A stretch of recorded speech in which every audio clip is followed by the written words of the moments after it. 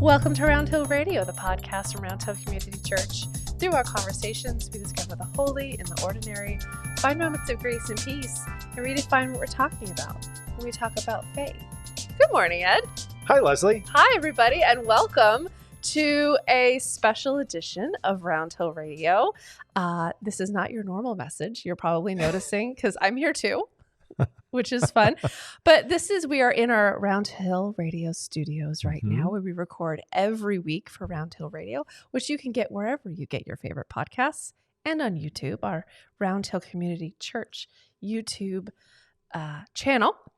So this morning we're doing a fun thing, which is what we're calling Ask Ed. Yes. Or what I consider most of my day. And it's been a fun experience asking people for their questions that they might have for you. So I'm here to facilitate those questions. Right. Give us our podcast feel. And there's no softballs today. No, there are not. We asked for questions and they gave us questions. They gave us questions and I'm so glad for it. I'm so here for it. So the first question is kind of two people asked similar versions of the same question, I think, or sort of the same topic. So I'm going to give you those sort of as one question. So here's the first one. It says, this question is related to faith, says our question asker. When a tragedy occurs, a child dies of some dreaded disease or a young spouse is killed in an accident, the question is, how could God let this happen? It is just not fair. How do you respond to such a comment?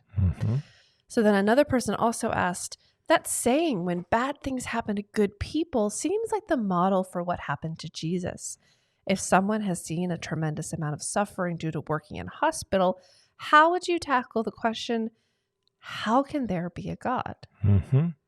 So it's kind of the same, I would say, umbrella for this question of like, if God's looking out for us, right? What's going on? Yep. What's going on here? Yeah. If God is love, right? If God is in control, if God is in power, then how can all of those things happen? They're happening all the time.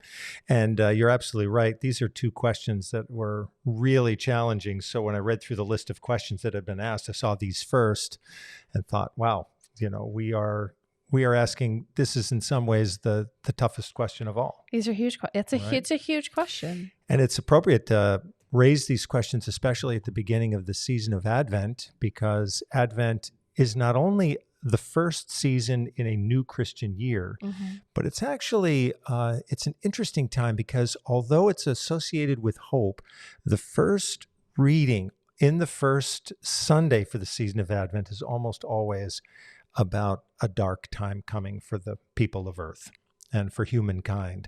And that always struck me as so odd, right? So these questions come in a sense, they're almost in alignment with the scripture lesson for this morning's service from the Gospel according to Mark, talking about a very dark time for the people of faith. So this is a huge question. And the first thing that came to mind as I considered how to answer it is that over the years, when I have been brought into the lives of people who have suffered staggering loss, there's no explanation that's going to work at that time. No matter what I could say in response to the raw feeling and sense of devastation that people feel, those words would dissolve as soon as they would emerge from my mouth, right? So when people experience the kind of tragedies that our two questioners are speaking about, in the actual situation where that's happening, it's not time for explanations. It's time for presence, for support, for love. How can a pastor be part of the process that helps a family to navigate that challenging time? Those times are being navigated all the time in all places, right? So when I read these questions, however, we have a little bit more time here in our in this context of this message to be able to think about this. And I just want to offer a very few thoughts because it is such a gigantic issue and theme. So here's an interesting thing that didn't occur to me until last night when I was thinking about this. And that is that in the entire time that I went to seminary, so 3 years, and I also went on and got a doctor of ministry, I only had two teachers ever even talk about what to say in a situation like this. Really? Which is stunning to me. Right. So I guess that says a little something about my theological education. So what I had to discover in relationship to these questions really is something I had to discover in the crucible where people experience those losses. So I had to really learn my way through that. I will say the two comments that I did receive were really helpful to me at the time. One was made by Bill Holliday, who used to teach at Andover Newton Theological School. He was a pastor when he left seminary before he went on to become a teacher.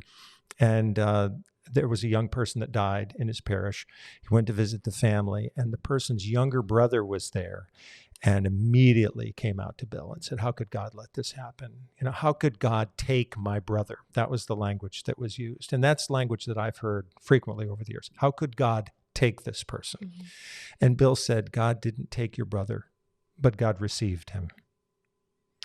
Wow. So to be able to say something that brief that just shifts the consciousness a little bit. It also underscores God as a loving presence, a receiving presence, not someone at fault or to blame, but does it in a way that respects the person's feeling at the time. Of course. Right. The other comment that I heard was from William Sloane Coffin, Riverside Church. His son died in an automobile accident when I was a student at Union Theological Seminary, and many of us worshiped at Riverside Church Sunday to Sunday. And he said that after the memorial service for his son, he was sitting in a living room with a crowd of people, and they were trying to console him, and someone came into the room, and he said she was well-meaning, but she said, how could God let this happen? And Bill was angered at the comment, and he stood up and he said, listen, God's heart was the first one to be broken, which is a comment I've heard more and more over the years. That's become more of a common response in tragedies. It's one that not only pastors offer, but people, will offer to their friends when they have a loss. And again, it's a way to shift the perception that God isn't causing it, isn't even letting it happen.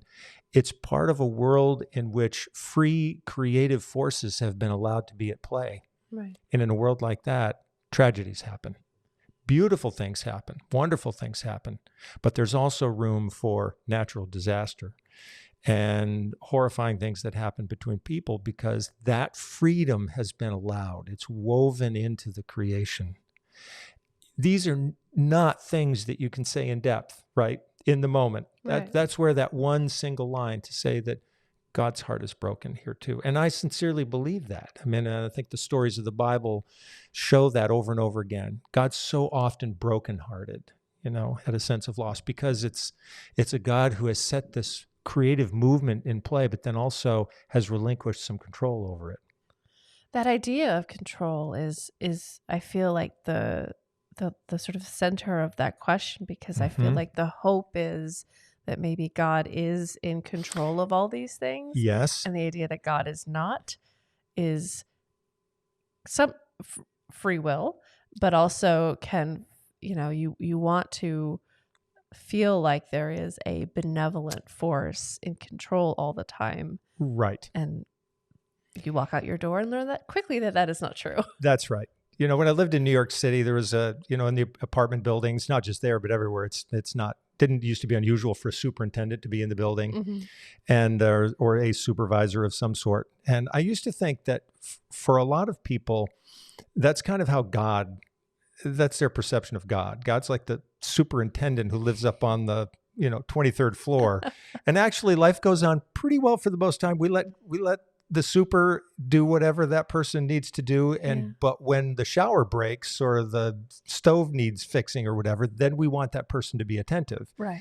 And that's that's sort of the way I think some people operate in relationship to God. Like when things really go askew, we call out for help. Most times we say, you know what, I got this. Right. Right. I got life under control. And, but when that doesn't happen, then we want somebody who's in control. And that's not really the vision of the biblical God. This idea of a God who is in control all the time, who is omniscient, omnipotent, all of that. That image has grown up beyond what I think the Bible has to offer, where God is actually incredibly vulnerable.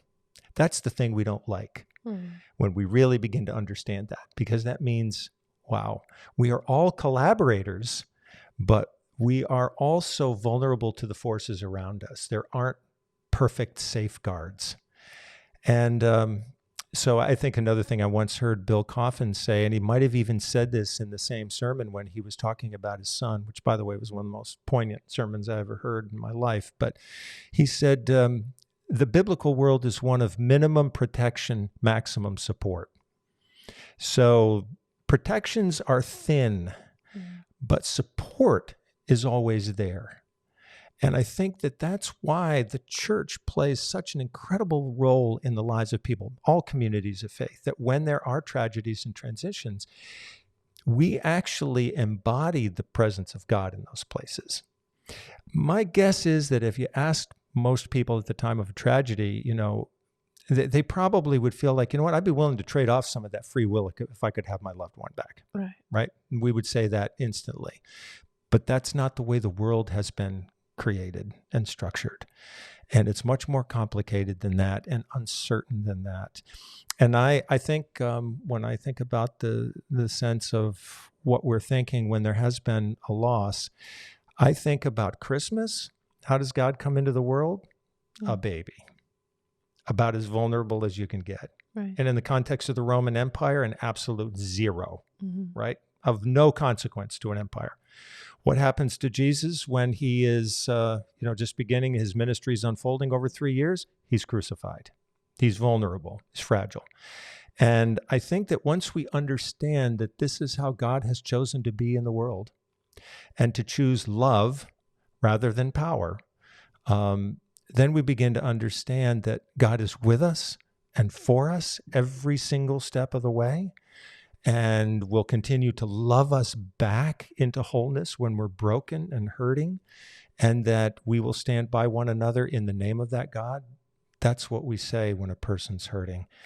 We dare not say more than that. Over time, there can be other conversations, but when people are really, really raw from loss, to say, God is with us and for us, and I'm going to be with you and for you as we grow together through this. I think those are the only words we can really say at that time. I mean, I think that's a topic for a whole episode of the podcast, or a whole series of them even. It's such a wonderful perspective. Thank you for that. I would also like to encourage you, our wonderful member of our community, if you want to be part of this conversation about this topic or any of the next questions we have coming up, please feel free to visit roundhillradio.org. We have a comment box right at the top, so we'd love for you to join the conversation with us, submit any questions or any feedback you have on this conversation. Our next question says, the book A Marginal Jew Rethinking the Historical Jesus by John, is it Meyer makes me wonder, how long did it take biblical scholars to agree to the current version of time and place in the Bible, and how long ago was that? It's a great question. I love it. Yeah. One thing about Round Hill Community Church, if people can surface like the most difficult questions to ask, they will do it. So we said no softballs. Thank you it's wonderful that people are just thinking about, right? Yeah. These kinds of issues and questions, which are so important to faith. So I guess my quick answer to this, how long did it take biblical scholars to agree to the current version of time and place in the Bible? They're still doing it. They are still figuring it out. I read a wonderful book a few weeks ago. I actually reread it, called Who Wrote the Bible, which was it was a detective story trying to piece together the authorship of the first 5 books of the Bible in particular. And at the end of that, which was amazingly, to me, it was a very persuasive argument from this author about a certain way of dating these books. I then talked with a friend of mine who is a student at Union Theological Seminary, and I said, well, what do you think about that book? He said, well, it's one voice among many, and it can go in a lot of different directions. And I thought, okay, there's clearly no consensus about any of this. Oh. And there's clearly a lot of debate, and people love to debate these things. So I was talking also with a friend of mine who's a scholar, Hal Tausig, who used to teach at Union, and we were talking about the dates for Matthew, Mark, Luke, and John, the 4 Gospels, the 4 portraits we basically have of Jesus. And I said, what do you think about the dates for those? And he said, yeah, they're still kind of up in the air. Okay. Like up in the air in terms of like exactly what date or like what decade or what century? Like where are we talking? Definitely century, right? Wow, yeah. So he'll say, well, there's some people who think that the Gospel of Luke was written about 70 years after Jesus. Some people think 120 years after Jesus. I mean, that's a pretty big gap. That's some might say a lifetime. That is a lifetime, right? Especially if you were living 2,000 years ago. Yeah, especially maybe several lifetimes. Yeah. So what I think is really interesting about this, and this is not, I don't think we often find ways in our local churches to think about this, but in theological schools, in seminaries, and you were part of that culture as well, all around the world, people are constantly doing research to ask these questions. And it was not all that long ago when the idea was that Moses wrote the first 5 books of the Bible. That was the understanding, what is now known as the Torah, the central kind of teaching in Judaism. Well, that idea began to slip away in the late 1800s, and it continued to slip away. So now, over time, scholars went back to those books and tried to understand, so how many authors were there involved in this process? And over what period of time? And actually discovered that a lot of those texts were written during the exile when the people of Israel, right, had been basically deported off of their land by the Babylonians, taken to live in Babylon. But a lot of the sacred texts that we now read, including good sections of the book of Genesis, were written during the exile. That was 500 years before Jesus. Right. And so just understanding that completely changes the way we read those texts. Right. So I think what I understand from this particular question is that, when were the texts themselves written and the events within those texts, I would say it's under constant debate. And the debate is important because it does shed light on how we will read those documents. And I think that's a very exciting but also perplexing process, for us to kind of understand. And we still can be grateful for the scholars who dig into that, because they're always surfacing new information that can shed light on the way that we have read some of our most treasured and familiar stories. And I guess the last comment I would leave, the Bible it's layered, it's heavily layered, and you get these surface layers that are more recent all the way down to deep, deep texts that started out as oral tradition probably 800 or 900 years before Jesus was born. And he was the inheritor of those stories and then passed them on. And likewise with us, we're inheriting them and passing them on. So we have a great Bible study at Round Hill Community Church. That's where we often get into these questions. And we will continue to do so. So I'm sorry this is kind of a vague answer, but it is always in process. And we are always trying to understand that this is not a fixed text. Right. That it has, there's still a lot of digging and exploration to do to figure out just who wrote the texts and when and why. I have to tease you a little bit, because when I was going to promo people getting questions for this message, I wanted to write, got questions, Ed's got answers. But then I thought to myself, or like, got questions, we've got answers. Well, you've got questions, we have also questions. Now we're getting close. Yeah. The best thing to be is a questionologist. There you go. Right? Yeah. That's being on the safe side of things. Okay. This is the closest we have to a softball question, which is, what is the history of the Advent wreath? This is a great question. What is the history of the Advent wreath, Ed? Well, I want to share this great name with our listeners, Johann Heinrich Wichern. Yeah. Right, a German pastor who lived between 1808 and 1881. is given some credit for the creation of the Advent wreath. And apparently, he used it as a teaching advice for children in a mission school in Germany. So his idea was he took an old cartwheel and placed it on its side, I guess, and then he adorned that cartwheel with a lot of candles. Mm-hmm. And I think he used it as a teaching device so that, perhaps he had a candle for every single day leading up to the birth of Jesus. Like an Advent calendar. Like an Advent calendar. I love Advent right? So doubling much. as a candelabra. Yeah. So I did a little bit of digging about this. And there's a fascinating book called To Dance with God by Gertrude Mueller Nelson. Beautiful book. And it sort of digs back into the history of a lot of these things.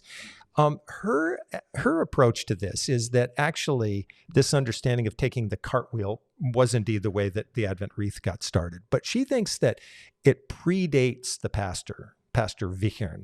She thinks that probably in some of these villages in Germany, when winter hit, they may have disabled some of their carts and done some work on them, which meant that the pace of time moved differently.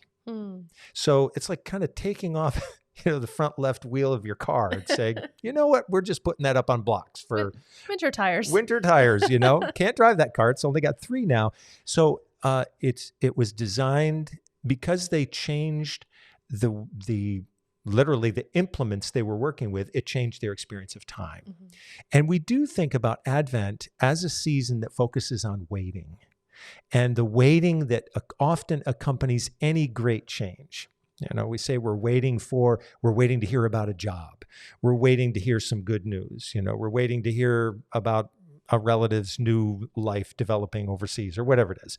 So that waiting can be a hard experience for us because time slows down. Yeah. It's out of our control. Mm-hmm. It's going back to the first question, mm-hmm. kind of out of our power. On the other hand, God's doing something in that waiting, at deep subterranean levels. So I think the Advent wreath becomes a way of marking time a little differently, slowing things down.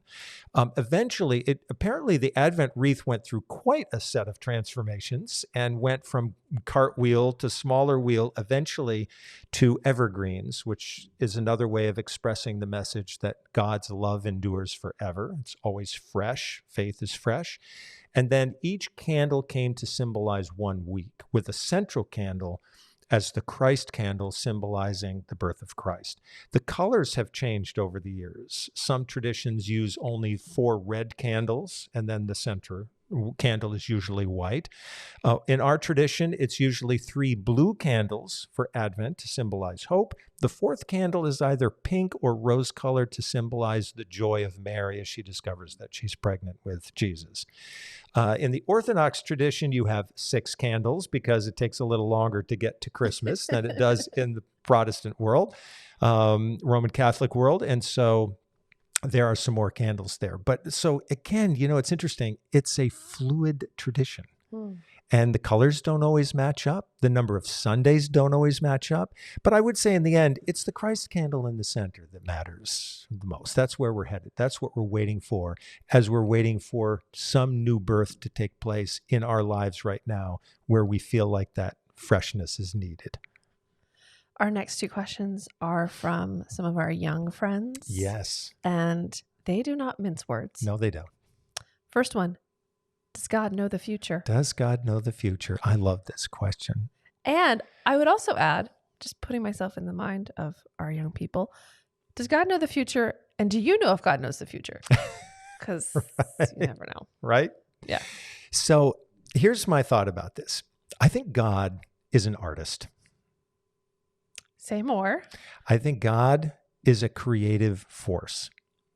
And the way that is talked about in the Bible is that God is often described as spirit, powerful spirit. And that spirit creates things. It creates world. It creates good things to happen for people. It breathes new life into people when we're feeling tired or discouraged.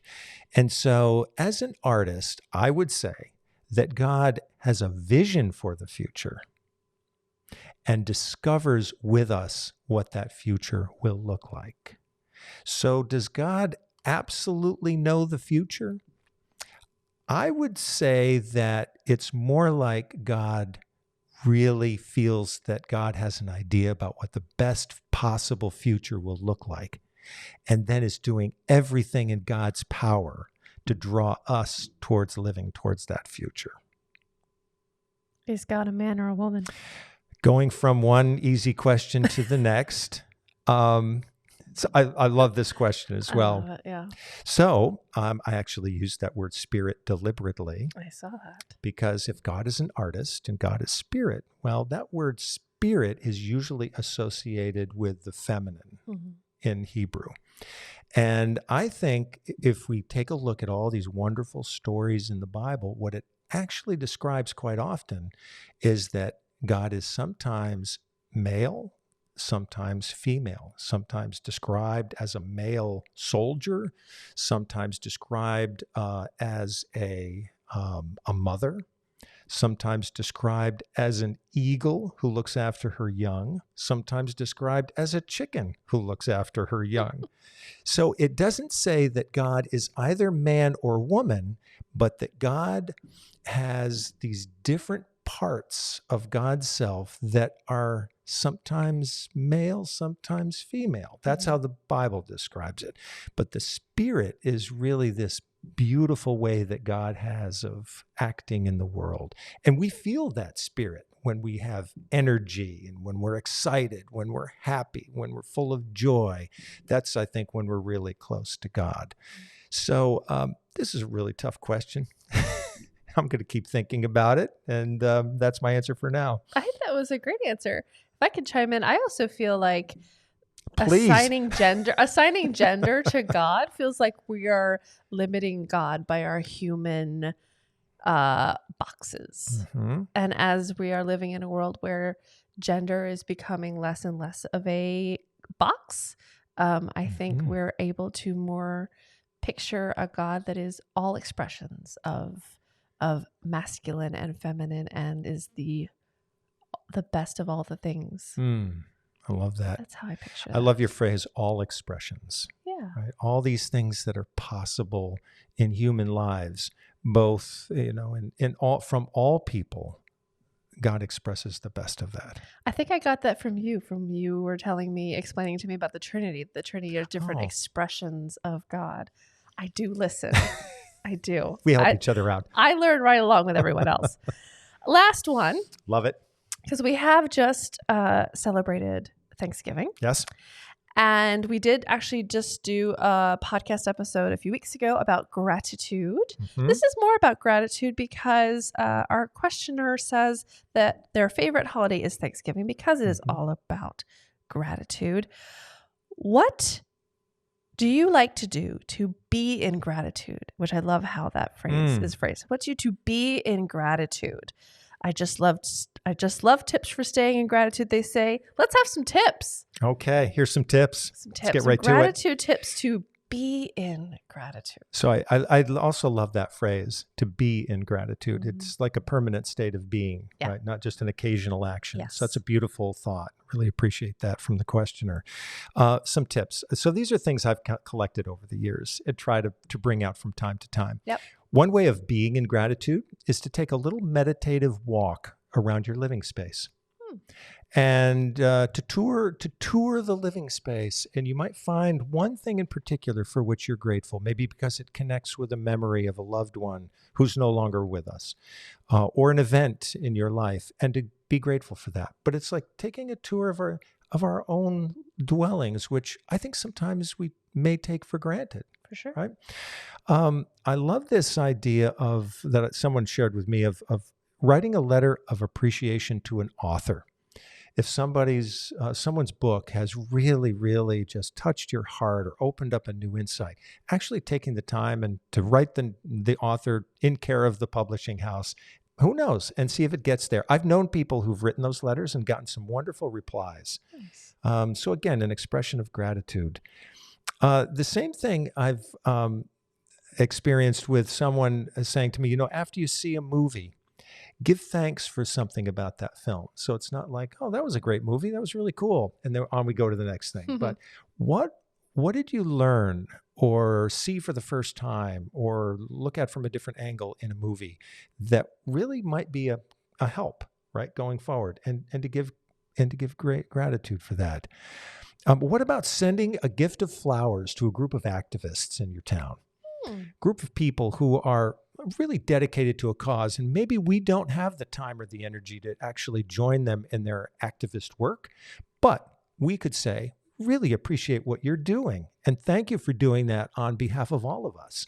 Not, right out of the blue, I know how much that means to people when they hear that word of gratitude. And here's one that's really obvious. It's about saying grace before a meal. And which isn't necessarily, maybe not that common anymore, but not only to do that, but to pause before the meal and to say the grace, but then to pause a second time and let the grace sink in. So, quite often, sometimes we might say something before a meal. We thank you, God, for this meal, and may it bless us so that we may bless others.